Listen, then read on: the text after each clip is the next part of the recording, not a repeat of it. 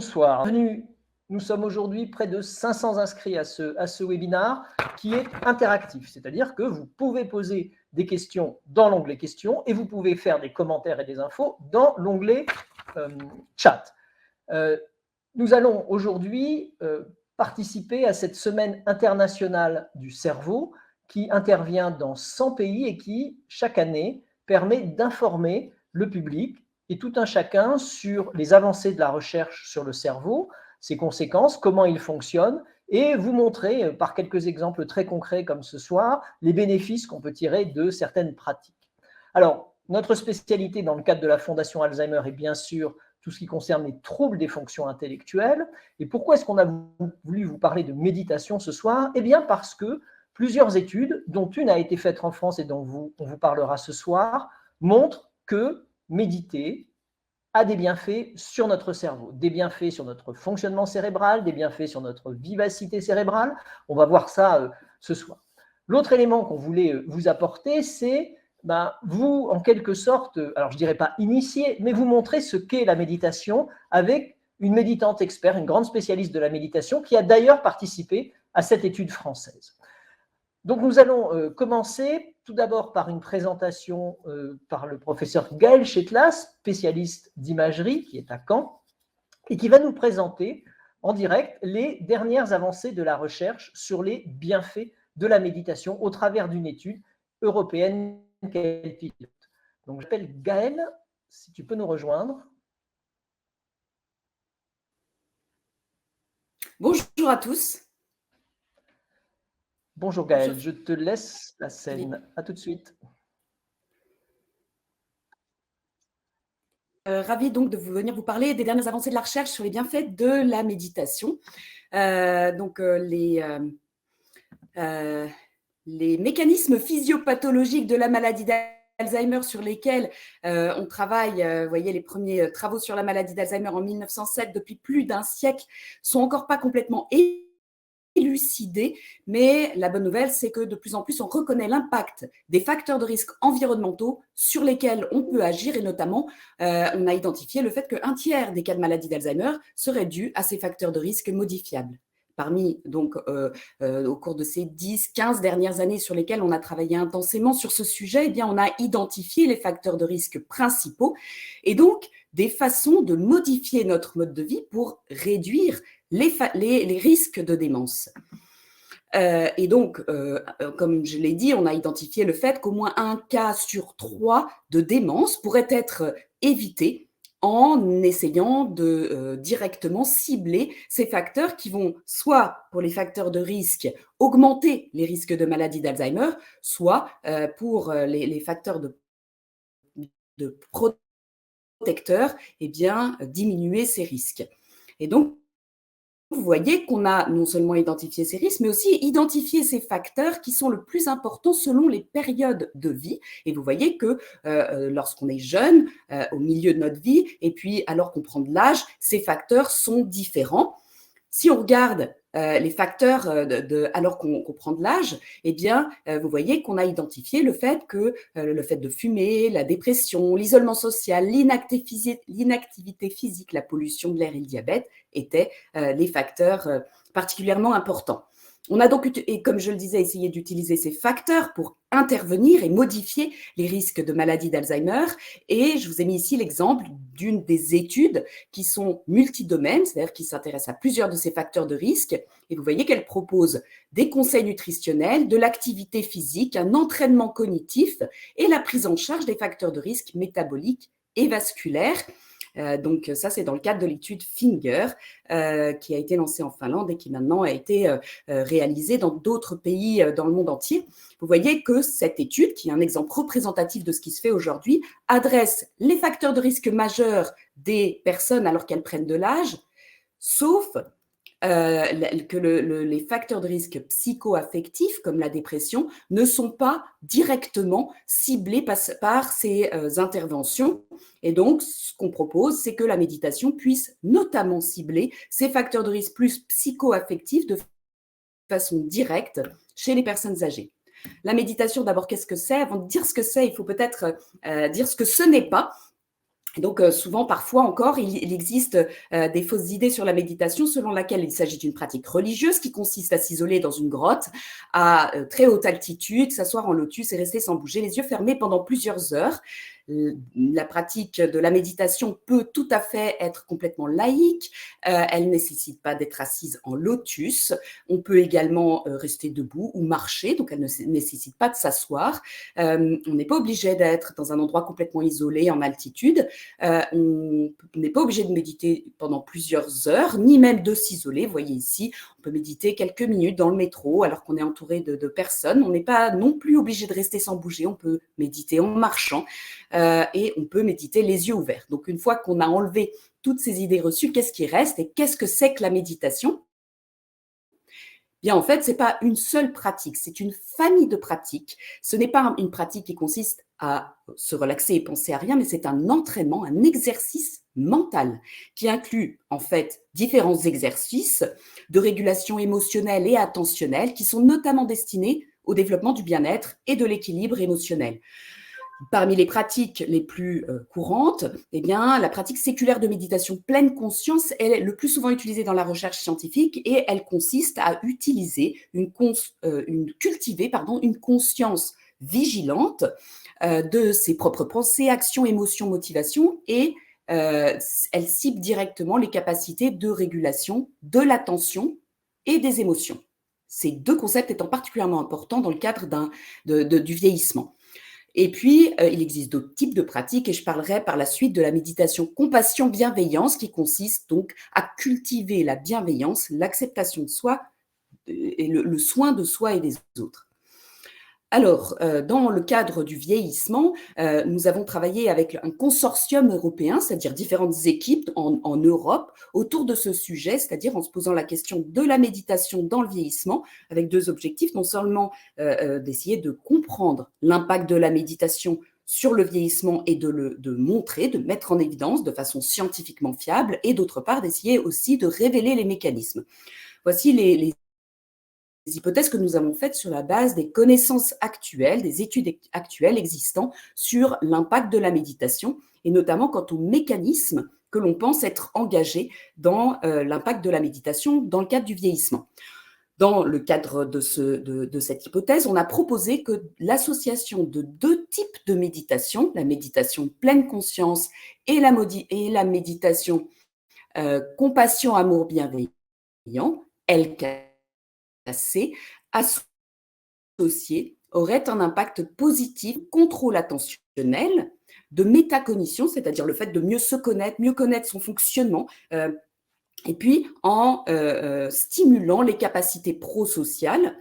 Et en fait, ces deux types de méditation agiraient via deux mécanismes complémentaires, à la fois en régulant négativement des schémas mentaux automatiques négatifs que l'on a, et ça c'est surtout l'objet de la pleine conscience qui viendrait donc diminuer l'activation de ces schémas automatiques négatifs comme la rumination, l'évitement des conflits, la résistance, tous ces schémas négatifs qui auraient un impact négatif sur le vieillissement seraient donc régulés à la baisse par la méditation pleine conscience, et tandis que la méditation compassion, amour, bienveillant viendrait réguler à la hausse des schémas automatiques positifs, viendrait les activer plus facilement, tels que des comportements bienveillants et altruistes qui auraient un impact positif dans le cadre du vieillissement.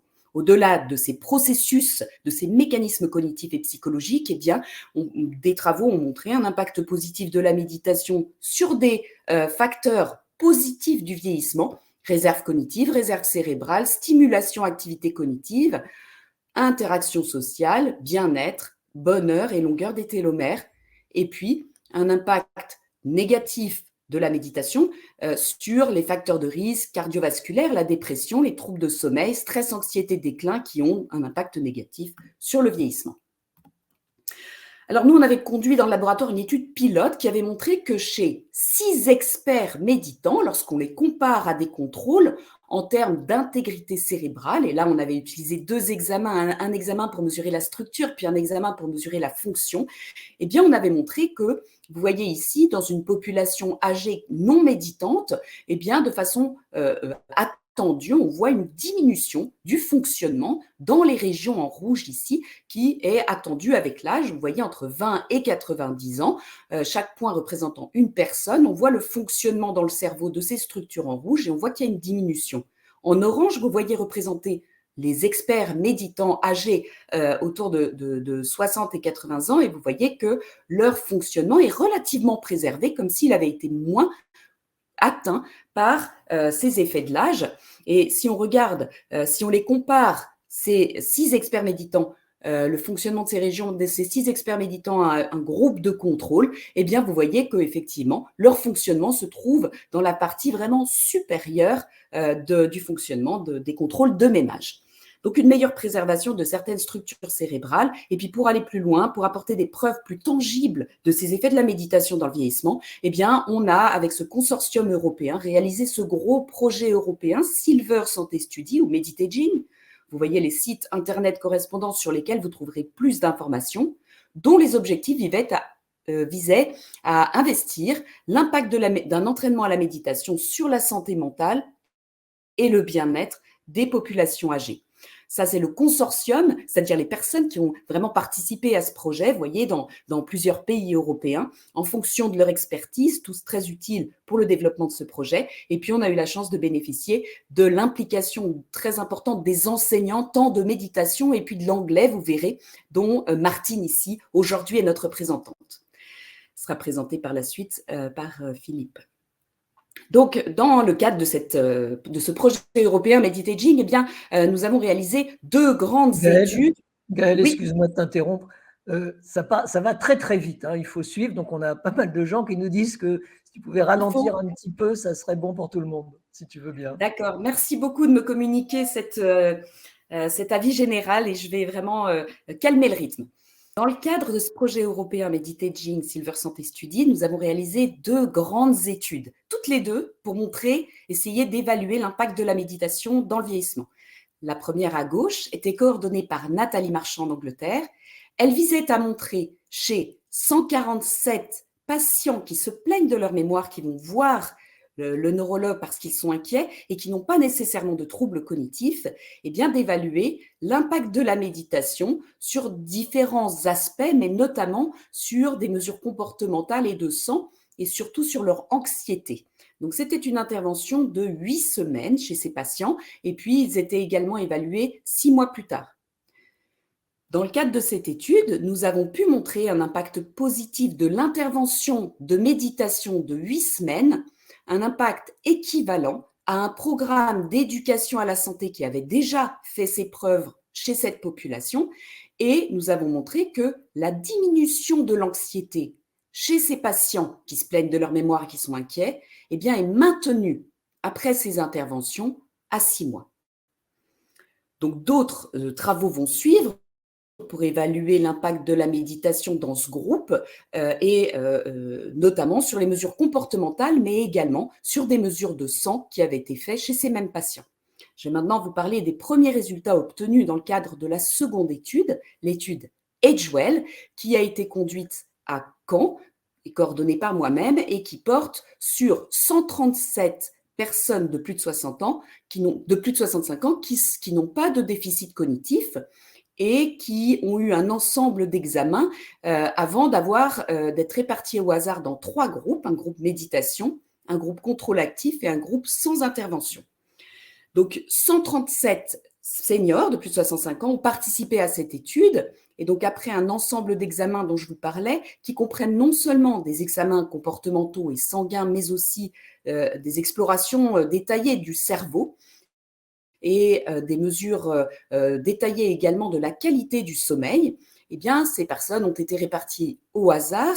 Le groupe de méditation, je vais vous détailler un peu l'intervention, et le groupe anglais bénéficiait d'une intervention originale, spécialement conçue pour la population de plus de 65 ans, dans le cadre de cette étude, et qui avait comme caractéristique d'associer méditation pleine conscience et bienveillance-compassion sur 18 mois d'intervention, au terme desquels l'ensemble des participants bénéficiaient à nouveau de l'ensemble des examens qui avaient été faits au départ. Et on avait la chance de pouvoir bénéficier également d'un groupe sans intervention comme contrôle. Donc voilà pour les interventions de méditation et d'anglais. Elles consistaient pendant 18 mois à une séance de 2 heures de pratique en groupe avec un enseignant expert, dont Martine pour la méditation. Et puis, pour l'anglais comme la méditation, ils avaient des exercices à faire chez eux, en individuel, en indépendant, avec le support d'une tablette si besoin. Et puis, ils avaient également, dans le cadre de ces 18 mois, une journée entière de pratique intensive. Nous avons comme critère principal d'évaluation choisi 2 structures dans le cerveau, qui sont l'insula et le singulaire antérieur, qui sont des structures dont on pensait qu'elles pouvaient bénéficier d'un impact positif de la méditation. Et on s'est intéressé au volume et au fonctionnement de ces structures. On avait plein d'autres mesures sur lesquelles on va regarder l'impact de la méditation, mais c'était nos critères principaux d'évaluation, avec des mesures également comportementales dont je vous parlerai juste après. Alors, ce que nous montrons, c'est que, vous voyez ici, pour montrer un impact en orange en faveur de la méditation ou en bleu en défaveur de la méditation, eh bien, il fallait que, à la fois la moyenne, qui est représentée ici par le petit carré noir, mais aussi l'écart type, qui est la longueur du trait. Je ne sais pas si vous voyez ma souris. En tout cas, il fallait que l'ensemble de la barre que vous voyez ici se situe sur, par exemple, à droite, sur le carré orange, pour être en faveur de la méditation. Ce n'est pas le cas pour le volume, et vous voyez que les seuils indiqués à droite ne sont pas inférieurs à 0,05, et donc on n'a pas moins de 5% de chance de faire une erreur si on dit qu'on est en faveur de la méditation. Donc, pas d'effet sur le volume. Quant à la fonction, eh bien, vous voyez qu'on est plutôt du côté en faveur de la méditation. Donc, on parle d'une tendance pour avoir une meilleure préservation du fonctionnement cérébral dans le groupe méditation par rapport aux autres groupes, mais à nouveau, on n'atteint pas les seuils, on n'est pas inférieur à 5% de chance de faire une erreur. Donc, vous voyez que ça dépasse encore du côté bleu. Donc, pas d'effets significatifs sur le cerveau, mais des effets sur les mesures comportementales qu'on avait choisies comme critère principal. Donc, attention, la régulation de l'attention. Vous voyez ici une augmentation en violet par rapport aux 2 autres groupes, l'anglais et le contrôle actif, et puis également une meilleure préservation des capacités socio-émotionnelles et du score global dans le groupe méditation en violet par rapport aux 2 autres groupes. Par rapport aux résultats de cette étude, vous aurez les témoignages des participants également à la fin de cette présentation, et vous pourrez suivre également toutes les autres publications sur le site internet Silver Santé Study, soit européen.eu, soit français.fr. Et donc, pour la suite, eh bien, nous allons regarder les effets de la méditation et de l'anglais sur toutes les autres mesures qui ont été recueillies. Je vous ai montré ici qu'un tout petit échantillon. Également, nous avons recueilli, dans le cadre d'un suivi, l'impact du Covid chez ces mêmes personnes. Et puis, nous avons eu un suivi à plus long terme, c'est-à-dire que 36 mois après, nous avons revu les participants pour regarder les effets à plus long terme. Également, nous sommes en cours de développement d'une appli de méditation qui est vraiment basée sur le programme qui a été développé par les experts de méditation dans le cadre de ce projet, la Meditaging App, dont je parlerai plus en avant par la suite. Et donc, vous pouvez suivre la sortie de cette appli qui est en plein développement sur le site silversantéstudy.fr, ou si vous êtes intéressé, eh bien en écrivant à cette adresse meditagingApp@ciceron.fr, nous vous tiendrons informés dès la sortie de cette application. Je vous remercie et je suis ravie de répondre à vos questions. Bonsoir à tous, merci Gaëlle. Donc moi je suis Magali Dumont, déléguée scientifique à la Fondation Alzheimer, et je suis là ce soir en tant que modérateur pour poser toutes vos questions. Donc n'hésitez surtout pas, et si vous en avez, vous utilisez si possible l'onglet questions qui se situe en bas à droite de l'écran. Alors une première question de Mustapha pour toi Gaëlle. Avez-vous essayé de mesurer les effets de la méditation dans le cadre de troubles sur l'aspect plutôt socio-émotionnel ou sur d'autres aspects de troubles tels que la démence que vous avez mentionné en début de conférence? Donc, est-ce qu'on a des résultats sur les effets de la méditation sur la démence en particulier? Alors, il y a eu beaucoup d'études qui ont été réalisées dans le cadre de troubles, disons, psycho-affectifs comme la dépression ou des troubles de type psychiatrique. Et notamment, plusieurs études ont montré un impact positif de la méditation pour réduire les cas de rechute dans le cadre de la dépression. Pour ce qui est de la démence, eh bien, le programme de méditation sont possibles dans ce cadre-là. Ils doivent être complètement adaptés aux patients et notamment en sollicitant leur capacité préservée en fonction de leur stade d'avancée dans la maladie. Dans le cadre de notre projet européen, on s'est intéressé à la méditation en termes de prévention, de programme de prévention. Donc, on a adapté le programme aux seniors, de telle sorte que, comme d'ailleurs à chaque fois le programme de méditation est adapté aux populations spécifiques, donc nous l'avons adapté aux seniors, afin de prendre mieux en compte leurs problématiques, mais donc on n'a pas adapté un programme de méditation à des patients atteints de démence à un stade plus évolué, on va dire, et comme je le disais, ça nécessiterait des adaptations. Donc ça a été fait un petit peu dans la littérature, mais de plus amples travaux sont nécessaires. C'est vraiment un domaine de recherche qui est assez débutant par rapport à de nombreux autres domaines de recherche et pour laquelle on n'a pas forcément beaucoup de recul et donc de résultats fiables. Merci Gaëlle, mais c'est important de savoir que c'est possible et que d'autres l'ont initié. Ça donne de l'espoir pour les patients en question. Une autre question, une autre plutôt remarque. Tu as effectivement parlé des effets de la méditation en indiquant que vous aviez vu des différences au niveau du comportement et pas forcément au niveau du cerveau. Donc, Linda se demande, est-ce qu'elle a bien compris? Est-ce que peut-être tu peux revenir sur ce non-effet de la méditation sur le cerveau? Oui, tout à fait. Merci pour cette question.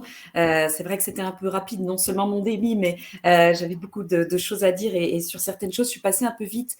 Un effet sur le comportement, effectivement, puisqu'il y avait des résultats significatifs, nous on appelle ça en science, c'est-à-dire qui dépassent un seuil qu'on s'est fixé pour dire qu'il y a un effet et on a dépassé ce seuil largement pour les mesures comportementales, donc régulation attentionnelle et socio-émotionnelle.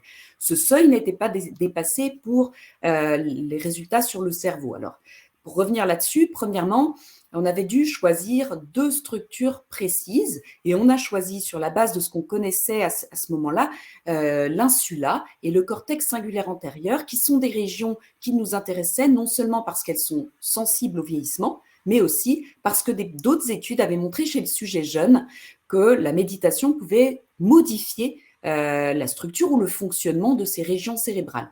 Donc, sur la base de ces premiers résultats, surtout obtenus chez le sujet jeune, et puis de l'étude pilote que je vous ai présentée chez des experts méditants, qui sont des personnes qui ont médité toute leur vie, qui avaient plus de 60 ans, mais qui ont vraiment une expérience de méditation de plus de 10 000 heures de méditation.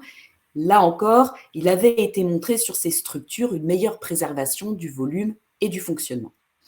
Après 18 mois de méditation chez les personnes, chez les 137 participants que je vous ai présentés, on n'a pas pu mesurer un seuil statistiquement significatif d'effet chez ces personnes-là sur le volume et le fonctionnement de ces structures. Pour la structure, pour le volume donc, il n'y avait pas du tout d'effet. Donc, l'interprétation, c'était un peu de dire que pour modifier le volume, eh bien, peut-être qu'il faut pratiquer dès un âge plus jeune, où peut-être le cerveau est plus plastique, et on a peut-être cette capacité à cet âge-là de modifier le volume, mais le fonctionnement est plus facile à modifier, et effectivement, on trouve une tendance, c'est-à-dire qu'on a presque un effet, mais on n'atteint pas le seuil très strict. Vous voyez, pour une des mesures, eh bien, on est à 6% au lieu de 5%. C'est-à-dire qu'on s'est accordé une marge que de 5% d'erreur. Si on avait accordé une marge de 6% d'erreur, eh bien, on aurait dit qu'il y avait un résultat. Donc, on pense que si le groupe avait été un peu plus large, si on avait attendu un peu plus longtemps, eh bien, peut-être on aurait pu montrer un résultat sur le fonctionnement. En tout cas, c'est notre interprétation. Alors, il y a une autre question, Gaëlle, qui est très proche de celle sur les modifications au niveau du cerveau. Est-ce que vous avez observé ce qu'il en était des neurotransmetteurs ? Alors, c'est une très bonne question. Nous, on n'a pas directement regardé l'impact sur les neurotransmetteurs avec toutes les mesures qu'on a faites. Il y a quelques études qui suggèrent qu'effectivement, il y aurait une modification de certains neurotransmetteurs liés à la pratique de la méditation. Il manque, je pense, d'études très fiables avec ce qu'on appelle un contrôle actif, c'est-à-dire que la méditation est comparée à une autre intervention qui a toutes les composantes que l'on pense être pas actives, mais qui a en commun, qui a comme différence uniquement la composante active. Donc, c'est ce qu'on avait fait avec notre groupe anglais qui avait un apprentissage de la même façon, avec également des enseignants qui étaient autant motivés et convaincus de l'intervention que pour l'intervention de méditation. Mais la nature de l'intervention était différente. Et donc, pour certains résultats comme celui des neurotransmetteurs, eh bien, on ne dispose pas encore de données suffisamment fiables en ce sens. Merci Gaëlle, je pense qu'on va arrêter là pour la première partie des questions. Il est 18h. Juste des petites questions rapides. D'accord. Quelqu'un nous demande si l'étude dans laquelle on a parlé de Mathieu Ricard, du fonctionnement de son cerveau, c'était la tienne? Alors, Mathieu Ricard a participé à de nombreuses études. Je ne peux pas être sûre que celle dont vous parlez, ce soit la nôtre, mais effectivement, Mathieu Ricard a également à la fois participé à l'étude en tant qu'expert méditant de plus de 60 ans, mais également soutenu le projet de différentes façons. Donc, voilà. Et une question très simple et très compliquée à la fois. Cécile nous demande qu'est-ce qu'un sujet jeune? Parce qu'à un moment, tu as dit… Alors, c'est une bonne question. Un sujet jeune, effectivement, quand on s'intéresse au vieillissement, eh bien, toutes les personnes, nous, on considère entre 20 et 40 ans que les personnes sont jeunes. Mais voilà, ça ne veut pas dire grand-chose. Ce sont des marges qui ont été mises pour définir des groupes scientifiquement. Mais voilà, il peut y avoir plein de définitions pour un sujet jeune. Merci Gaëlle. Alors pour se préparer un peu à la séance qu'on va avoir dans quelques instants, Gaëlle nous a donné quelques extraits, quelques témoignages de personnes qui ont justement bénéficié de cette étude. Marion? Oui, et aussi juste avant ça, pour rassurer tout le monde, s'il reste des questions, on pourra peut-être les prendre à la fin ou sinon on y répondra par écrit et ce sera diffusé sur le site internet. Donc ne vous inquiétez pas, il y aura des réponses à toutes les questions. Alors c'est vrai que initialement j'étais plutôt tentée par l'apprentissage ou la révision de l'anglais. Ça a été la méditation et je ne le regrette absolument pas. Ça a été pour moi une découverte qui est devenue une addiction. L'apprentissage n'a pas été réellement un défi. Je dirais plutôt que c'était facile dans la mesure où j'y prenais beaucoup de plaisir. Je suis certaine d'avoir tiré profit de cette étude. Je fais les choses différemment, j'apprécie plus, ça je l'ai déjà dit, des tas de choses. Peut-être je suis devenue plus raisonnable, je ne sais pas s'il en était besoin, enfin voilà. Ce qui est sûr, c'est que j'ai envie de continuer, si j'en ai la possibilité. Ce cours de méditation, ce qui m'a plu, c'était d'abord, premièrement, d'y participer, deuxièmement, le groupe qui était très intéressant. Et je dois dire qu'au début, ça changeait pratiquement rien, puisque, comme je le dis, je suis quelqu'un d'éternel optimiste, je suis bien dans ma peau, hein, bien dans sa tête, bien dans son corps, qu'on dit. Par contre, par la suite, ça m'a peut-être un petit peu plus tempéré, parce que je suis quelqu'un assez speed. Donc, vu l'évolution, ça m'a donné plus de réflexion, et en faisant la méditation le soir, chez moi, tout ça, c'est… Et Dixit, mon épouse, hein, si vous voulez, Dixit, mon épouse, qui m'a dit, bah dis donc, ça te fait du bien. Et même quand j'étais dans la journée et que je rentrais, j'étais un petit peu, elle me dit, ta méditation, vas-y, un quart d'heure, 20 minutes, ça va te faire du bien.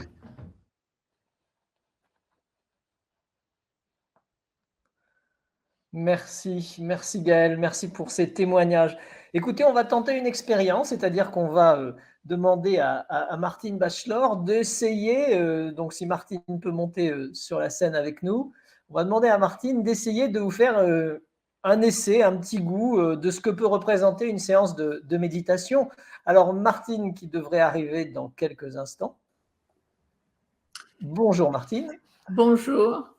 Martine, alors Martine a vécu en Corée hein, et elle a médité, appris la méditation sur la direction de Maître Kusan pendant 10 ans.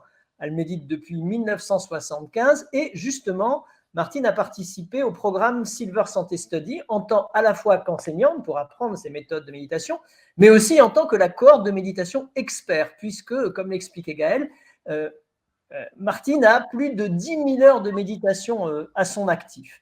Donc, Martine, la parole est à toi. Alors, elle va vous faire bénéficier d'un exercice, de même de 2 exercices. À la fin de cet exercice, vous aurez des questions. Et si vous voulez, pour en discuter, on peut vous faire monter sur scène. On a déjà quelques volontaires qui nous l'ont signifié, donc n'hésitez pas. Martine. Voilà, mais bonjour à tout le monde. Et donc, juste un petit moment où nous allons méditer ensemble. Alors, je voudrais expliquer un petit peu d'abord, juste quelques mots. Qu'est-ce que c'est la méditation? Qu'est-ce que nous allons faire? Alors, la méditation, en fait, et c'est pour ça que ça va aider la régulation de l'attention, la régulation des émotions, c'est parce qu'on va en fait faire 2 choses.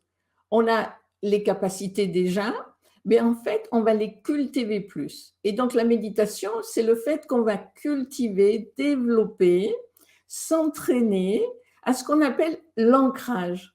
Donc, on va prendre un objet dans l'expérience. Généralement, on commence par le souffle, la respiration, comme objet d'attention. Après, on peut aussi prendre les sensations corporelles comme objet d'attention.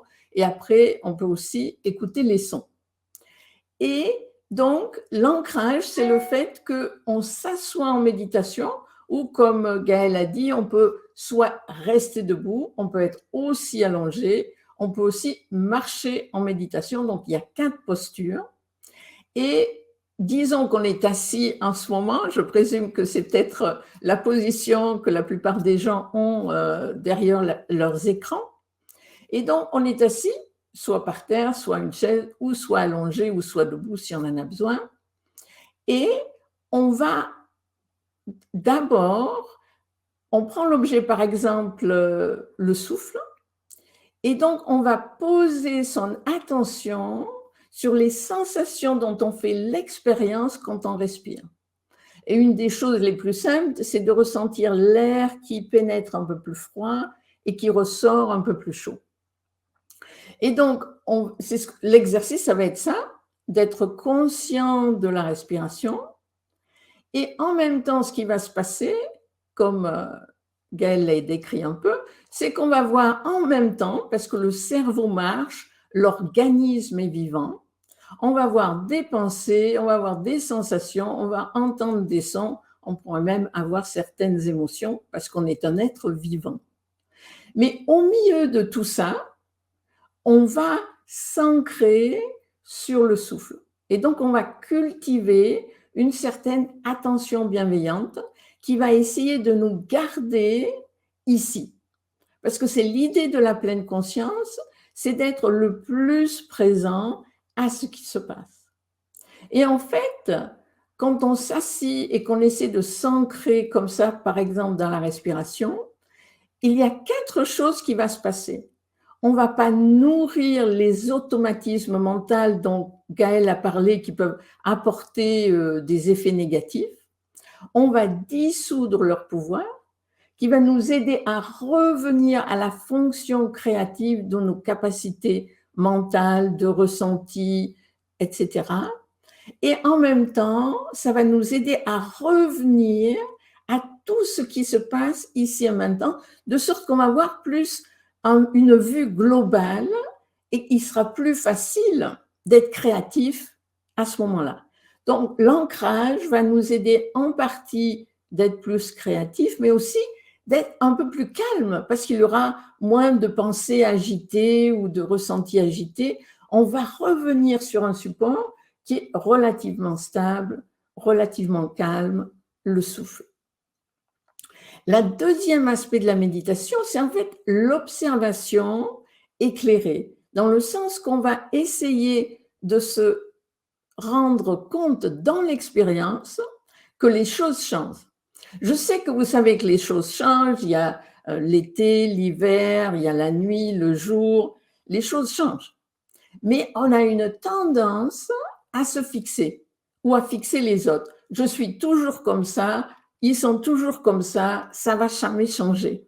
Et donc, on se sent un peu coincé, un peu paralysé dans ces automatismes, dans ces habitudes.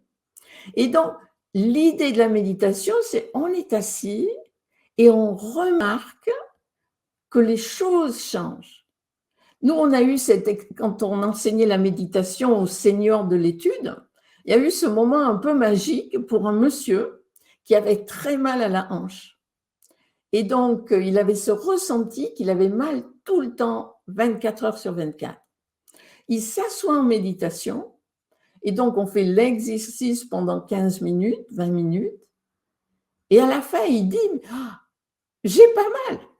Pendant 20 minutes, j'ai pas eu mal du tout. » Après, plus tard, bien sûr, la douleur est revenue, mais pour lui, c'était comme une libération que ah, j'ai pas la même douleur, je suis pas coincée comme je le pense.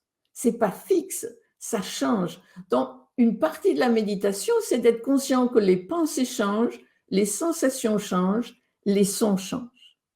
Une chose aussi qui peut nous aider dans la méditation, c'est que même si on est sur le souffle, en fait, les sons qu'on va entendre autour de nous peuvent nous faire revenir au souffle. Et donc, être conscient du changement va nous aider à être plus créatifs de nouveau par rapport à ce qui se passe dans notre vie. Donc, essayons-le. Donc, si nous trouvons une position confortable, donc maintenant on va être assis et je vais juste faire un petit peu de guidance pendant les 10 minutes de méditation qui vont suivre. Donc, on essaie de trouver une posture qui est relativement stable, relativement droite. Les épaules sont détendues. Et puis, doucement, on va poser notre attention sur le souffle. Alors, on ne va pas contrôler la respiration, on ne va pas la pousser, on ne va pas la forcer. On laisse la respiration se faire comme elle est.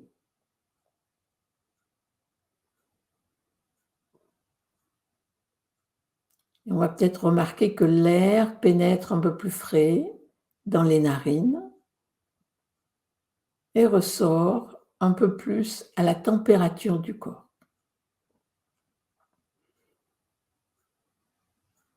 Et ceci est l'exercice. Juste d'être conscient d'une façon bienveillante des sensations dont nous faisons l'expérience quand nous respirons. L'air qui pénètre et qui ressort.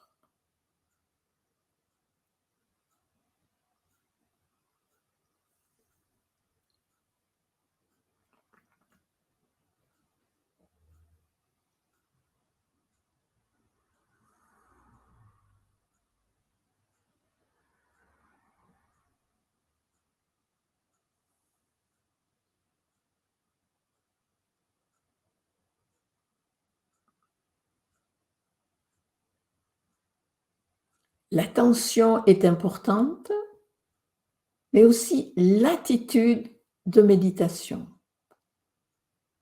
C'est une attitude de bienveillance.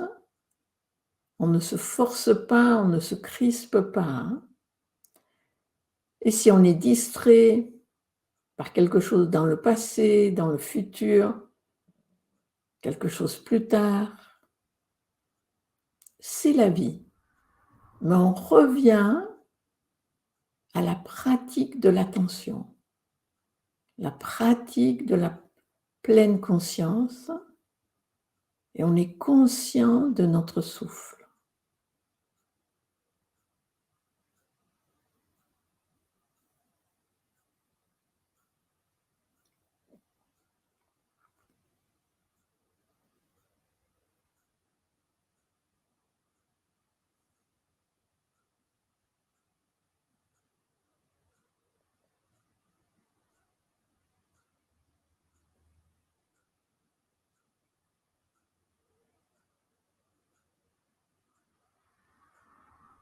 en essayant d'être conscient de notre souffle, nous pouvons aussi remarquer les automatismes mentaux. On a peu de pensées originales.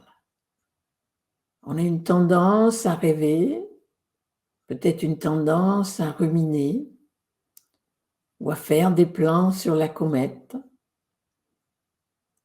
Est-ce qu'on peut les laisser passer? Ils apparaissent, ces pensées, on les voit. Je n'ai peut-être pas besoin de penser à ça maintenant. Retournons au souffle.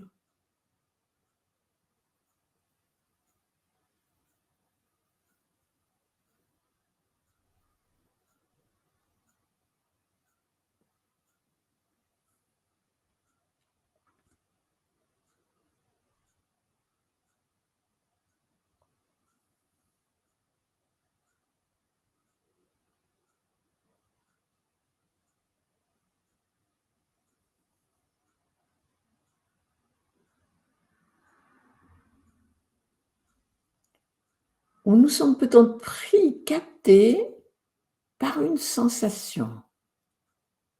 Combien de temps cette sensation dure? On la voit, elle apparaît, elle disparaît, et on revient au souffle.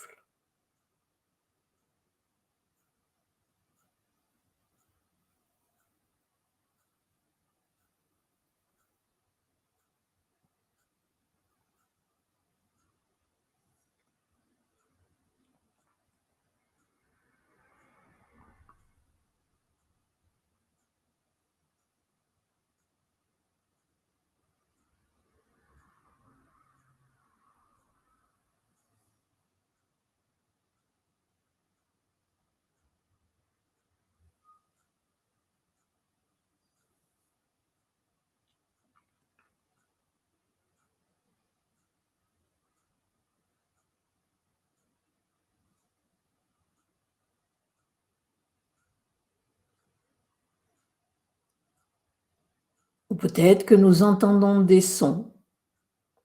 Et de nouveau, on remarque, les sons apparaissent et disparaissent. Et s'il y a un son qui est un peu continu, on peut remarquer qu'il change en lui-même au fil du temps. Et puis on revient au souffle. L'air qui pénètre, l'air qui ressort.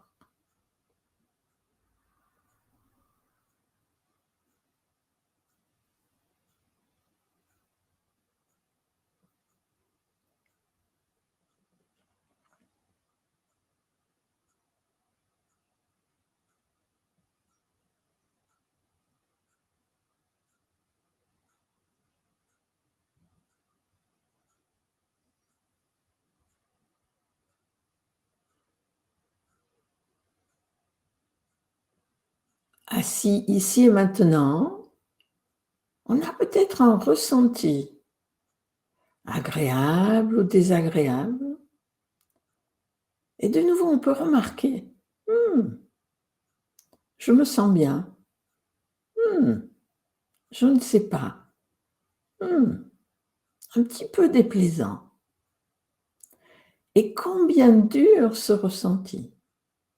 De se remarquer le ressenti, ne pas le fixer, voir comme il passe, comme il se déroule, et toujours on revient au souffle. Souffle qui nous ramène à tout ce qui se passe, ici et maintenant.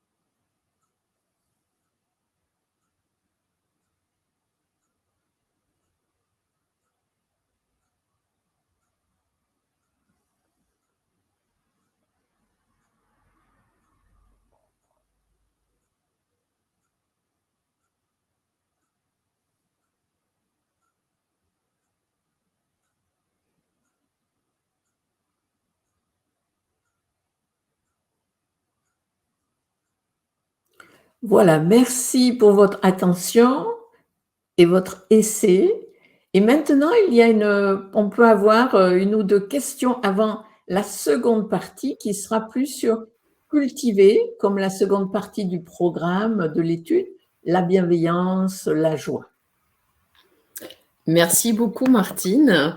Déjà pour l'introduction sur ce qu'est vraiment la pleine conscience et pour ce moment de partage collectif. J'espère que tout le monde a apprécié et a pu prendre ce temps. Alors, plusieurs questions sont arrivées.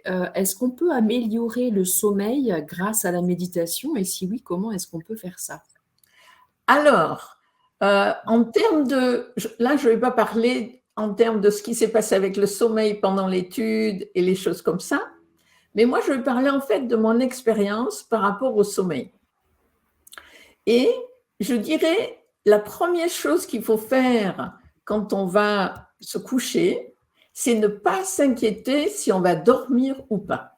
Je pense que si on est insomniaque, on ne va pas se dire « je vais me coucher, je vais dormir ».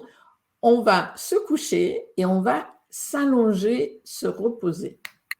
On essaie de lire un livre qui va nous endormir, de ne pas trouver quelque chose de trop excitant parce que là, ça ne va pas nous aider. Et puis, on est peut-être des gens qui s'endorment facilement ou pas. On est aussi peut-être des personnes qui se réveillent au milieu de la nuit, qui est mon cas un petit peu des deux. Et donc, moi, ce que je fais, c'est que j'essaie en fait de faire cet exercice. Quand je veux dormir, je me couche. Généralement, j'essaie d'être un peu consciente de ma respiration et juste de faire l'exercice qu'on a fait. Et puis, si je me réveille au milieu de la nuit, au lieu de me dire c'est terrible, je ne peux pas dormir, ça va être horrible, je ne fais pas ça du tout parce que ça n'aide pas du tout. Ça reste positive. Au lieu de ça, mon corps se repose sur le lit et de nouveau, on revient à la respiration. On revient à la respiration. Et personnellement, je trouve que ça aide beaucoup. Et aux gens où je conseille cela, souvent le trouvent bénéfique. Merci beaucoup, Martine. Alors, il y a deux questions sur la pratique de la méditation et les conditions de cette pratique. Quelles sont tes recommandations en termes de temps de méditation par semaine et du moment dans la journée? Alors, moi, je suis du genre qui ne fixe pas les choses. Et donc, moment dans la journée, le moment que vous avez. Si vous voulez le faire le matin, mais le matin, vous n'avez pas du tout de temps, ce n'est pas une bonne idée. Moi, je dirais de voir la méditation dans la vie quotidienne comme une pause. Est-ce que je peux faire une pause? Donc, s'il y a des moments de pause, est-ce que je peux méditer juste 5 minutes, revenir à la respiration? Si je sens que je suis un peu agitée, 2 minutes, je reviens à la respiration. Donc, moi, je dirais, il n'y a pas de moment spécial, mais on peut l'utiliser pour se poser. Et je dirais, par exemple, si on travaille à midi, est-ce qu'on peut faire une pause? Au lieu de manger, travailler, est-ce qu'on peut faire une pause? Est-ce que manger peut devenir une méditation? Et on mange, après on peut faire une pause, on fait avec la respiration. Donc je dirais tout moment est bon si c'est un moment où vous pouvez faire une pause ou que ça vous aide à faire une pause. En termes de temps, quelques personnes aiment pratiquer pendant 1 heure. Moi, ce n'est pas trop mon cas, même si j'en ai fait 10 000 heures. Et généralement, je dirais le temps que vous avez. Et des fois, 10 minutes, 2 fois par jour, c'est bien, ça suffit. 2 fois 5 minutes, c'est bien aussi. C'est de nouveau un temps de se poser. Bien sûr, si vous avez beaucoup de temps et vous voulez en faire plein, une fois un monsieur me disait, j'ai plein de temps l'après-midi, est-ce que c'est une bonne idée de méditer 2 heures? Je lui disais, oui, si vous avez plein de temps et c'est ce que vous voulez faire, oui. Mais pas tout le monde n'a pas ce temps. Donc, je pense que c'est le moment qui vous convient et le temps qui vous convient. Martine, moi, on a des témoignages là, de gens qui se sentent détendus. Est-ce que l'un d'entre vous, là, je vois Nicole Dumaine, dites-moi dans le chat si vous voulez bien venir témoigner de ce que vous avez ressenti là. Vous avez dit que vous avez failli vous endormir justement. Alors, le temps que Nicole nous rejoigne, Martine, il y a des questions sur la sophrologie. Est-ce que tu pourrais nous dire les différences principales entre la méditation et la sophrologie? Alors, moi, je ne vais pas partir là parce que j'aime pas trop comparer les choses à d'autres choses. Mais dans la sophrologie, enfin, dans un sens, la méditation a à faire avec l'être. Et être bien, être bienveillant, être stable, être équilibré.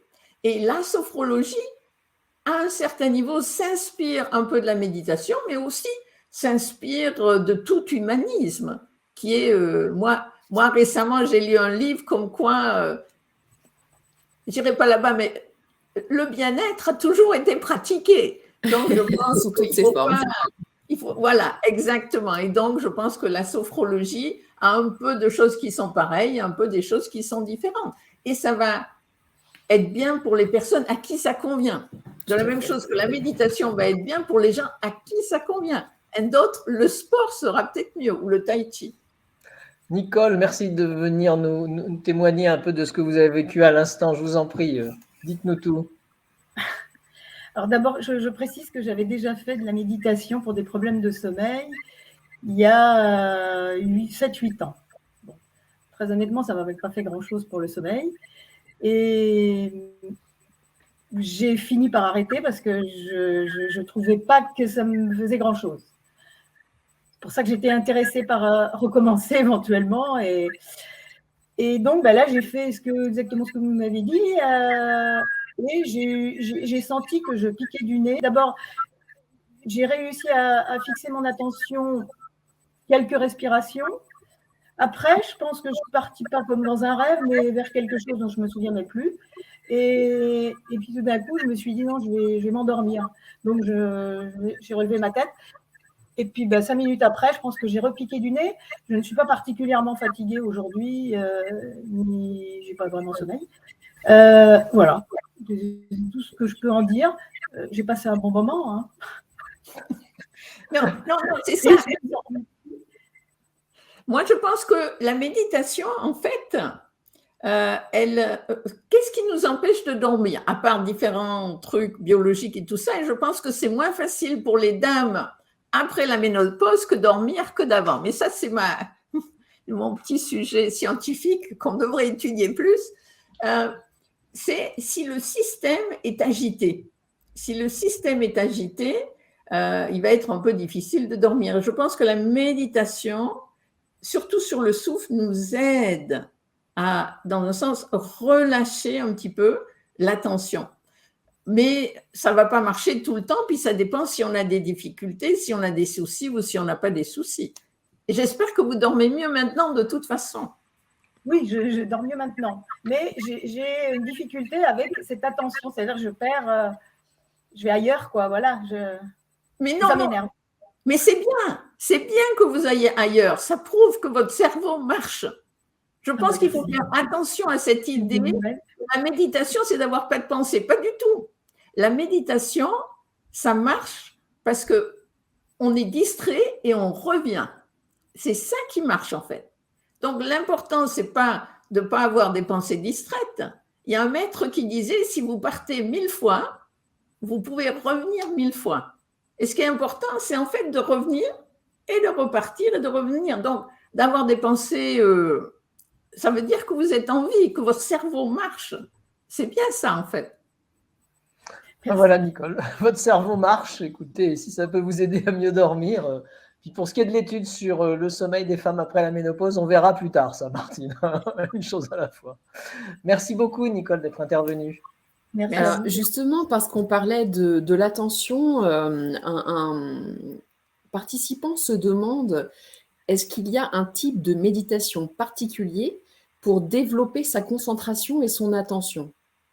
Alors, chaque tradition est convaincue qu'elle a la meilleure méthode. Alors, je ne peux pas vous dire la meilleure méthode, mais en fait, une méthode qui est très intéressante, c'est de faire la respiration. Vous avez un livre qui vous montre comment faire juste avec la respiration. C'est un petit livre sur la respiration, c'est un ancien livre. Autrement, une méthode qui marche bien, c'est aussi la respiration avec la méthode de la bienveillance. Et paraît-il que ça aide vraiment par rapport à l'ancrage. Alors là, ouais, c'est ce qu'on va aborder maintenant, non, Martine? Oui, oui. C'est ce qu'on va aborder. Donc, de ne pas croire que l'attention, c'est juste de fixer son attention sur quelque chose. Mais en fait, l'attention, ce qui est très important pour l'attention, c'est en fait que l'attention soit stable, calme, équilibrée. Et ça ne veut pas nécessairement dire qu'on fixe un point fixe, mais en fait, on peut avoir une attention générale très forte aussi. Mais bon, c'est un peu technique. Non, mais c'est très bien. Et une dernière petite question, Martine. Est-ce qu'il faut forcément un guide pour méditer? Ou est-ce qu'on peut méditer tout seul? Ou avec une appli ou... On peut méditer tout seul, on peut méditer avec une appli. Le point important, c'est si je médite, est-ce que ça m'aide à être plus calme, plus claire, plus bienveillante ou pas? Si ça vous aide à ces trois choses, allez-y. Si ça ne vous aide pas, alors peut-être vous devez trouver quelqu'un qui vous indique un peu ce qui pourrait aider. Merci beaucoup, Martine. Je pense qu'on peut passer à la deuxième partie. Voilà. On vous laisse la scène. Merci. Donc maintenant, pour cette deuxième partie, c'était en fait ce qui était très important pour nous par rapport à enseigner la méditation dans cette étude aux seniors. C'était que oui, il y avait la pleine conscience, mais aussi il y avait ce qu'on appelle la pratique des qualités, où on pratique, on s'oriente vers une qualité. C'est une qualité qu'on a déjà, mais de nouveau, on va essayer de la développer plus pour soi-même et pour les autres. Donc, de nouveau, c'est un peu par rapport aux résultats qu'il y a eu, qui a fait qu'il y avait aussi des bénéfices par rapport à la relation avec les autres. Et donc, il y a la qualité de la bienveillance, il y a la qualité de la compassion, il y a la qualité de la joie appréciative altruiste et il y a la qualité de la sérénité. Et parce que généralement, les gens entendent plus parler de la bienveillance et de la compassion, je voulais un peu vous introduire, c'est un peu mon petit cadeau, j'espère que ça vous plaira, à une qualité que je trouve très importante, c'est la joie appréciative altruiste. Et donc, c'est une méditation où on peut utiliser des phrases, où on peut utiliser la pleine conscience ou la qualité, je vais vous guider. Et donc, la joie appréciative, c'est le fait qu'on va apprécier, cultiver la gratitude pour ce qui est ici et maintenant. Je m'excuse. Et donc, on va s'orienter sur le fait, dans le sens, il a été prouvé scientifiquement qu'on a une tendance, et c'est une tendance de survie, à s'orienter vers ce qui est négatif. On va voir ce qui est négatif très vite et moins vite ce qui est plaisant, ce qui est agréable. Il faut que ça soit beaucoup plus haut. Et donc, cette méditation de la joie appréciative, c'est pour qu'on soit plus conscient de ce qui est agréable, de ce qui est plaisant pour nous-mêmes et pour les autres, de façon à un peu équilibrer cette tendance vers ce qui est un peu négatif et difficile. Et donc, ça, la partie joie appréciative, c'est vraiment apprécier, ce que je vais recommander, c'est certaines phrases, apprécier mes efforts, apprécier mon bonheur, me réjouir de ce calme, avoir de la gratitude pour cette respiration, ce souffle, cette existence, notre potentiel. Mais la joie altruiste, la joie, c'est aussi non seulement appréciative, mais altruiste envers le bonheur des autres. Et donc, cette joie, c'est dans le sens qu'on va se réjouir, on va apprécier les efforts des autres. J'apprécie vos efforts. Je me réjouis de votre bonheur. Et en fait, cette qualité, c'est une antidote à l'envie. C'est une antidote à la tendance qu'on a à se comparer négativement aux autres. On se dit toujours, ah, ceux-là, ils ont plus ci, ils ont plus ça. Et nous, on ne regarde pas ce que nous, on a déjà. Et donc, c'est vraiment pour nous ramener à qu'est-ce qui est agréable avec nous, dans notre expérience, mais aussi, est-ce qu'on peut se réjouir du bonheur des autres? Parce que souvent, ce qui se passe, on a une étrange habitude, c'est si quelqu'un vient avec « Oh, c'est chouette, ça m'est arrivé, oh là là, je suis content, contente », et nous, on leur dit « Mais t'as pensé à ci, et puis si elle se passe ça », et puis hop, leur bonheur, pouf, comme un ballon qui se dégonfle. Et moi, une fois, j'ai fait ça à une amie, puis elle me demande « Mais pourquoi tu fais ça ?» Et je me suis dit « Oui, pourquoi je fais ça ?» Au lieu de me réjouir de son bonheur, et on verra plus tard s'il y a des difficultés, on peut l'aider à ce moment-là. Mais pourquoi prédire des difficultés quand la personne est heureuse? Et donc, l'idée de cette méditation, c'est vraiment joie appréciative personnellement, mais aussi se réjouir du bonheur des autres, se réjouir de l'existence des autres, de leur potentiel. Et donc, c'est cela que j'aimerais pratiquer avec vous maintenant. Donc, de nouveau, on va s'asseoir en méditation.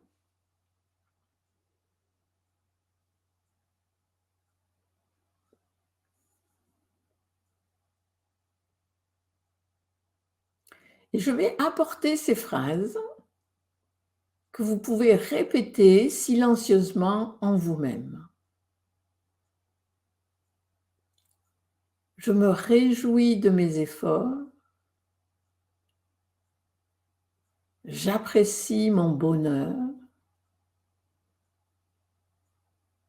J'ai de la gratitude envers mon existence. J'apprécie mes efforts. Je me réjouis de mon bonheur. J'ai de la gratitude pour mon existence.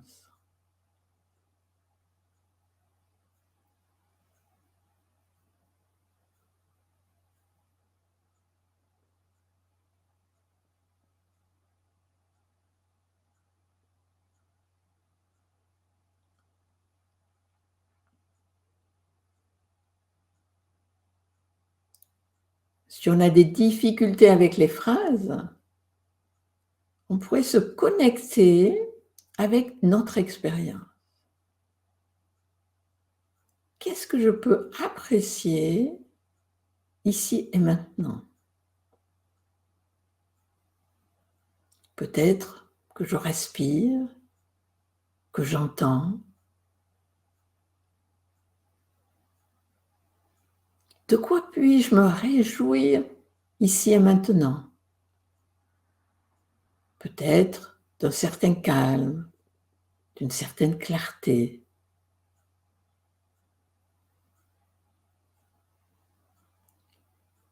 Envers quoi puis-je avoir de la gratitude?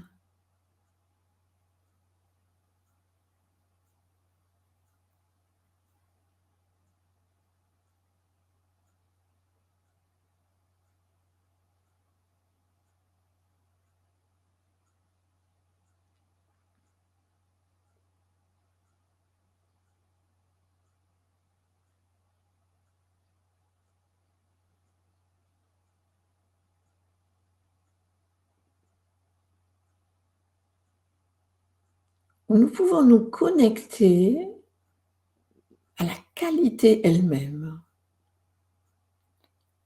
Qu'est-ce que je ressens quand j'apprécie quelque chose? Qu'est-ce que je ressens quand je me réjouis? Qu'est-ce que je ressens quand j'ai de la gratitude?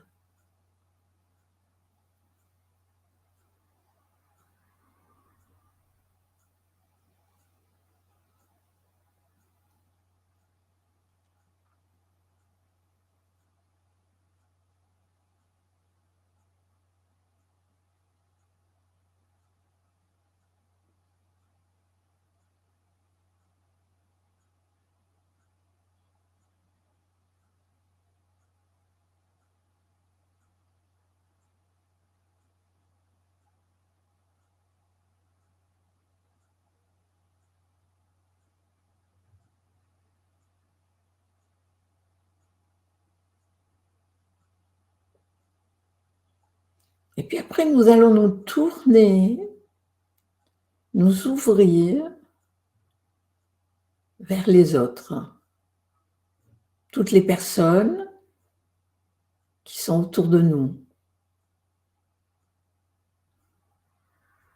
Nous pouvons les prendre une à une. On apporte leur nom ou on apporte leur visage.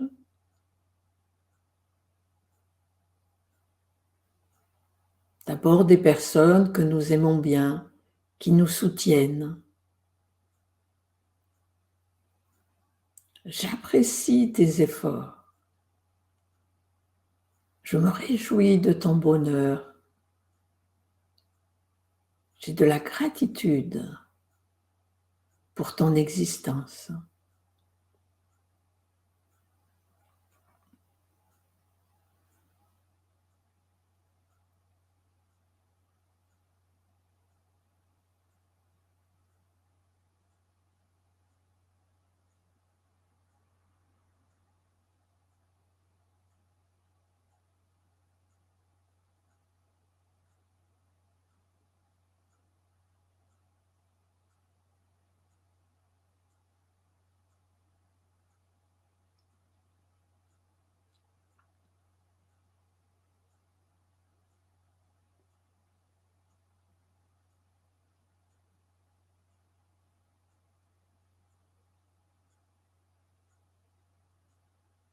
Puis nous pouvons nous tourner, nous ouvrir vers tout ce qui est vivant autour de nous, que ce soit les animaux, que ce soit les arbres, la nature, tout ce qui vit. Je me réjouis de votre existence.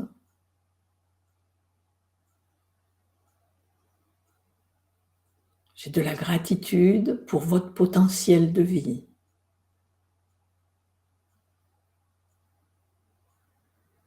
J'apprécie votre développement.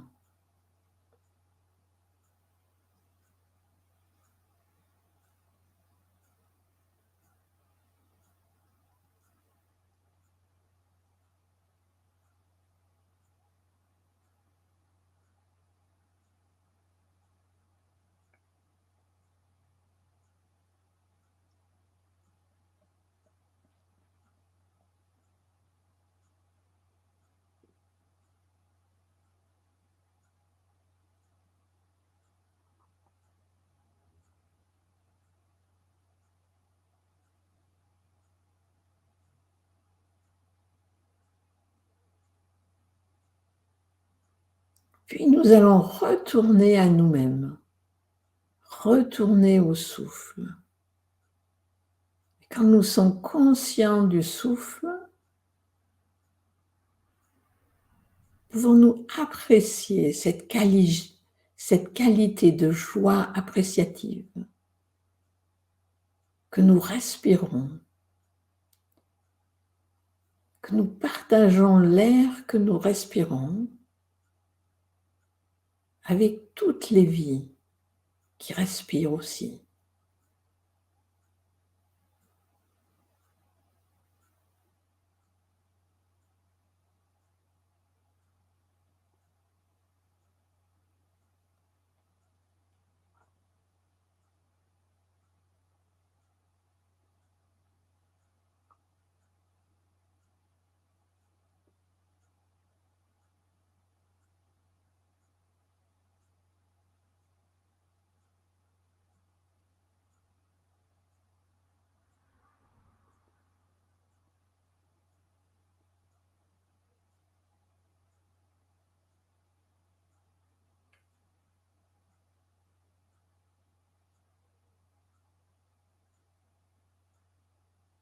Puis nous pouvons être conscients du corps dans son environnement. Pouvons-nous apprécier ce corps, cet être qui a envie, qui pense, qui ressent, qui se connecte.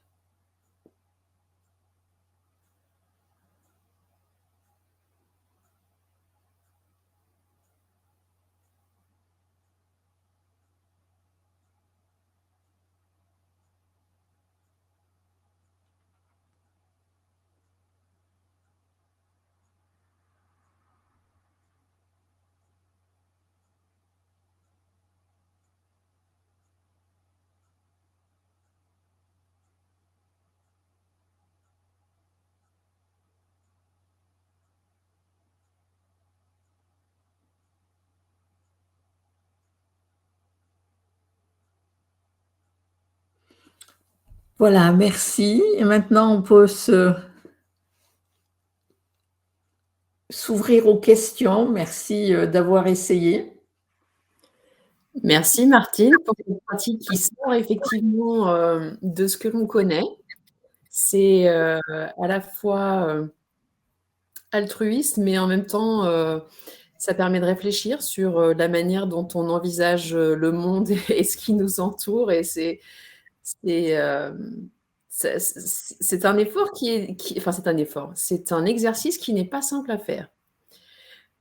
Plusieurs questions, alors d'ordre général sur la méditation. Est-ce que tu peux nous dire s'il y a un lien entre la méditation et la créativité? Est-ce qu'on peut développer sa créativité grâce à la méditation, par exemple? Ah, tout à fait.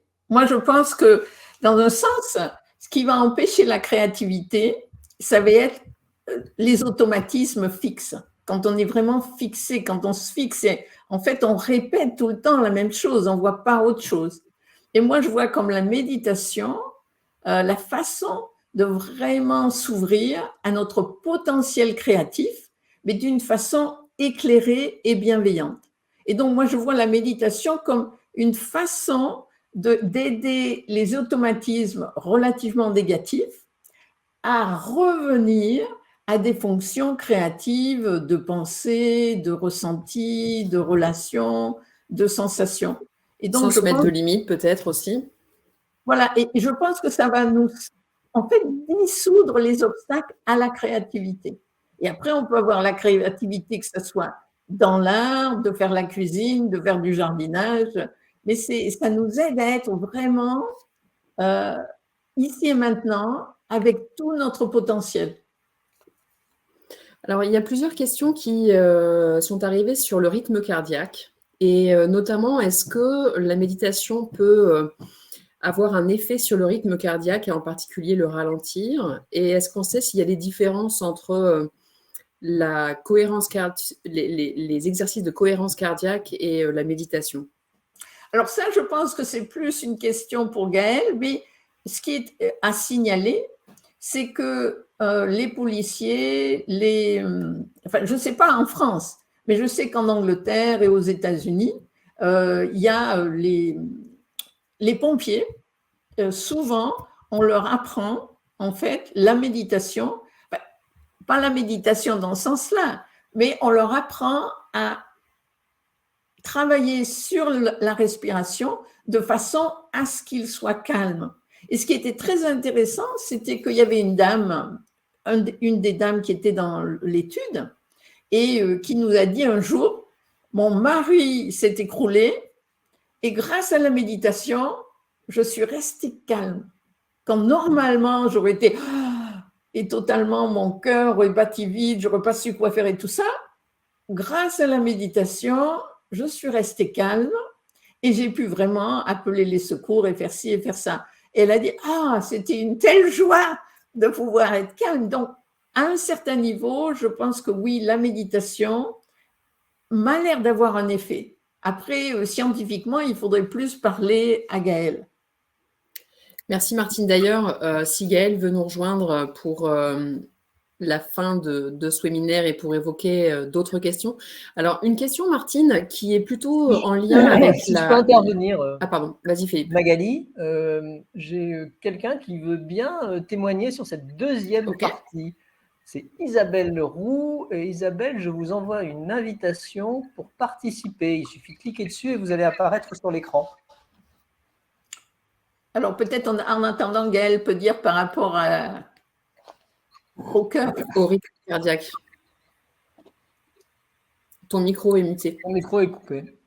Excusez-moi, oui, juste en quelques secondes. Je pense qu'on n'a pas beaucoup d'études qui vont vraiment comparer les deux pratiques, donc c'est difficile de répondre de là, mais je pense qu'elles ont certains points communs, notamment comme disait un petit peu Martine, il a été montré que la méditation pouvait également, elle aussi, aider à réguler le rythme cardiaque et augmenter cette cohérence cardiaque. Et donc, voilà, il y a des points communs dans les deux types de pratiques sur cette régulation notamment et sur les bienfaits de cette régulation. Bonjour Isabelle. Bonjour. Voilà, j'ai vu que vous aviez eu déjà des effets positifs avec la séance de Martine. Dites-nous. Écoutez, effectivement, alors j'ai testé la méditation il y a quelque temps après avoir fait un burn-out et puis j'avoue que j'arrivais pas à garder l'assiduité. J'arrivais pas en fait à m'accorder ce cadeau quotidien, ce rendez-vous dans mon agenda et en fait, je suis dans un peu une spirale de pensées négatives depuis quelque temps où j'arrive jamais à trouver plaisir à ce que je fais. Je suis jamais satisfaite de mes résultats. Et là, c'est ce moment-là que je viens de vivre. Excusez-moi, ça fait monter une émotion. Ce moment-là que je viens de vivre m'a fait accrocher le sourire au visage. Enfin, je me suis rendu compte que j'avais un sourire qui était en train de se créer sur mon visage. Donc, merci infiniment. Et je vais m'y remettre, mais alors très, très, très sérieusement. Merci. D'autant qu'on m'a diagnostiqué une atrophie cérébrale et un peu jeune. Et je pense que je vais vraiment mettre en œuvre ces éléments-là, quoi. Merci. Merci à vous, merci de votre témoignage. Comme ça, vous pourrez également vous repasser la séance de Martine en replay si vous avez besoin de la retrouver sur YouTube. Et sachez que tout ça a pour objectif de la prévention, de faciliter notre vie quotidienne. Donc, c'est vraiment le sens de cette séance d'aujourd'hui. Merci Isabelle. Merci à vous. Prenez soin de vous, Isabelle. Merci. Alors, on a une question par rapport à l'accès à la pratique et notamment le fait que pour accéder à des stages ou des formations, ça peut avoir un coût qui n'est pas négligeable. Et donc, une personne se demandait s'il y avait des initiatives pour rendre la pratique de la méditation plus accessible à tous. Alors, avec le Covid, on a tous découvert Zoom et donc aussi avec YouTube. Moi, à la fin, on va vous donner des liens et sur YouTube, j'ai offert des 8 minutes de méditation guidée. Donc, on peut en fait, à travers Zoom, à travers YouTube, on peut trouver plein de choses qui sont gratuites. Après, il y a aussi tout le monde, tous les stages ne sont pas chers. Moi, je sais qu'à Paris, des fois, je vais à Paris pour enseigner avec l'organisation Terre d'éveil. Ils essaient vraiment c'est vraiment pas très cher ce qu'ils proposent. Alors, ça dépend. Des fois, où il y avait des gens très connus, et puis vous faites un week-end avec eux, ça vous coûte 1 000 €. Et moi, je me dis, mais comment ils font? Parce qu'avec Terre d'éveil, ça vous coûte 20 € la journée. Donc, il faut voir qu'il y a vraiment une gamme de prix. Et il y a aussi. Donc, il existe des possibilités. Voilà, non, il existe des possibilités. Il y a même des gens où les retraites sont gratuites. Donc, c'est aussi possible. Il faut chercher. Autrement, vous pouvez aller sur mon site et vous me demandez, je vous donnerai les bonnes adresses qui ne sont pas chères. Merci beaucoup, Martine. Voilà, c'est tout à fait vrai. Les efforts de la recherche sont faits aussi dans ce sens-là pour sensibiliser en montrant des résultats fiables, l'impact positif pour la santé, de telle sorte que ce type de pratique soit pris en charge et proposé par les instances de santé et notamment la caisse de sécurité sociale, les mutuelles. Alors justement, par rapport à l'approche santé liée à la méditation, il y a plusieurs questions qui se sont posées sur les effets de la méditation sur le handicap, question très générale, mais aussi sur les maladies psychiatriques. Alors tu as parlé des effets sur la dépression. Est-ce que tu peux en dire un peu plus, Gaëlle, sur ça? Oui, alors c'est vrai qu'au début, les travaux se sont vraiment focalisés sur les populations, par exemple, avec un stade important de dépression et des rechutes dans le cadre de la dépression. Et ce qui a été montré de façon vraiment, je pense, très fiable scientifiquement, c'est que dans le cadre de la dépression, eh bien, la pratique de la méditation permettait de réduire les rechutes dans le cadre des prises en charge. Donc, un impact positif dans ce cadre-là. Alors après, moi, je ne connais pas forcément sur toutes les maladies psychiatriques dans lesquelles la méditation a été testée. Je pense en tout cas que c'est un domaine dans lequel la méditation a été un des premiers domaines à être étudié et donc à montrer un impact positif. Ce qui est du handicap, puisque Martine, oui. Alors moi, j'ai quelque chose d'intéressant. J'ai un ami, Paul Grossman, qui est un scientifique aussi, qui a fait une étude avec la pleine conscience, avec les gens qui avaient de la sclérose en plaques. Donc, ils ont fait le cursus. Et ce qu'il a trouvé qui avait le plus d'effet, c'est en fait la bienveillance. Alors, bien sûr, la pleine conscience les aidait, mais ce qui les aidait plus, c'était en fait la bienveillance par rapport à eux-mêmes, par rapport à la maladie. Et donc, il y a les deux effets. Il y a un effet de la pratique attentionnelle, mais je pense que c'est aussi, il y a ce très important effet, comme disait Isabelle, d'avoir un regard envers soi-même, un regard vers sa maladie qui soit différente. Et donc, on ne soit pas coincé. Et donc, c'est ce qu'il avait trouvé. La pratique de la bienveillance avec la sclérose en plaques avait été très utile. Moi, j'ai aussi une amie qui enseigne, qui fait des groupes de parole avec de la méditation avec des femmes autistes et elle trouve aussi certains bénéfices. Alors, je pense que différentes pratiques sont adaptées, comme Gaëlle disait. C'est adapté aux gens qui sont dépressifs, c'est adapté aussi pour les traumas de le faire d'une manière différente, pour les gens qui sont autistes ou différents cas. Cette adaptation, elle est particulièrement importante également pour la pratique à chacun. Et c'est pour ça que quand même, Martine, tu parlais très justement de l'accès maintenant via YouTube, via Zoom, etc., facilement à une pratique de la méditation et via également les applis. Mais c'est vrai que le rôle de l'enseignant est également important pour discuter et adapter la pratique à chacun, et notamment quelque chose que vous avez su extrêmement bien faire dans le cadre du projet, ce qui a permis de tenir tous les participants pendant les 18 mois de l'étude, parce que, en fonction des problèmes que certains avaient, vous réussissiez à adapter la pratique pour qu'elle reste faisable et accessible à chacun. Et donc, je pense que c'est un des points pour lesquels, quand même, un expert de la méditation, un enseignant expert, c'est particulièrement important. Tout à fait, tout à fait. Alors, une question qui a son importance, et ce sera peut-être la dernière pour ce soir. Est-ce qu'on peut échouer quand on médite à cause du stress ou du manque de sommeil? Et quand ça arrive, est-ce qu'on doit persister? Alors, il faut faire attention qu'on ne doit pas méditer tout le temps de la même manière. Il faut faire très attention. Par exemple, si on a soudainement un choc émotionnel, la première réaction ne devrait pas être « Ah, je vais m'asseoir et être avec ». Non, parler à quelqu'un, parler à un psy, aller vous promener, faire… Il faut, selon les différents états que l'on a, la méditation peut nous aider, mais la méditation ne peut pas nous aider tout le temps de la même manière. Et donc, il faut voir ça comme un outil. Il y a d'autres outils comme la thérapie, la musique, la danse, le sport. Il y a beaucoup de choses qu'on peut faire quand on a des choses difficiles.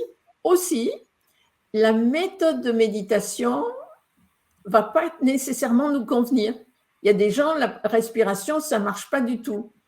Écouter les sons marchera mieux. Certains, la bienveillance, ça ne leur parle pas, ils veulent autre chose. Donc, il faut faire attention que la technique elle-même doit nous correspondre. Et donc, c'est de nouveau à nous de voir, on ne va pas échouer, c'est juste, est-ce que ça nous aide ou pas? Ça, c'est la question. Est-ce que c'est le bon moment? Être plus clair, plus stable. Et puis, des fois, on va faire beaucoup de méditation. Et puis, après, on n'en aura pas besoin. On va peut-être y revenir plus tard. Je pense qu'il faut faire attention à ne pas penser la méditation comme on devient des athlètes. Il faut garder la liberté de la pratique pour que ce soit positif à chaque fois.